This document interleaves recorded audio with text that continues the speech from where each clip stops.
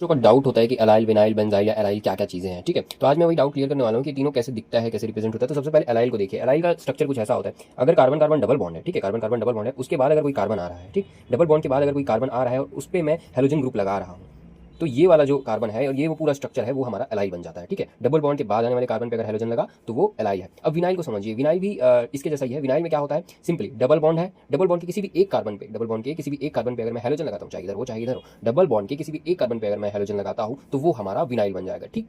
अब बेंजाइल और एलाइल को समझते हैं, ठीक है। अब बेंजाइल क्या होता है, बेंजाइल बेसिकली बेंजीन रिंग है, ठीक। बेंजीन रिंग पे अगर पहले से ही कार्बन लगा हो, ठीक, बेंजीन रिंग पे अगर पहले से ही कार्बन लगा हो और उस पर अगर मैं हेलोजन ग्रुप ऐड कर दूं तो ये हमारा बेंजाइल बन जाता है। और लास्टली देख लिए एराइल। एराइल क्या होता है, एराइल सिंपली कुछ नहीं है, आपका बेंजीन ही रहेगा और बेंजीन पे अगर और बेंजीन पे अगर मैं डायरेक्ट कोई हेलोजन ग्रुप ऐड कर देता हूँ, बेंजीन पे अगर मैं डायरेक्ट कोई हेलोजन ग्रुप ऐड कर देता हूँ तो वो हमारा एराइल बन जाएगा, ठीक है। इस चीज़ का ध्यान रखेंगे। बेंजाइल और एराइल के केस में छोटी चीज़ का ध्यान ये रखना है कि ये होता तो बेंजीन रिंग है लेकिन हम इसको फिनाइल कहते हैं।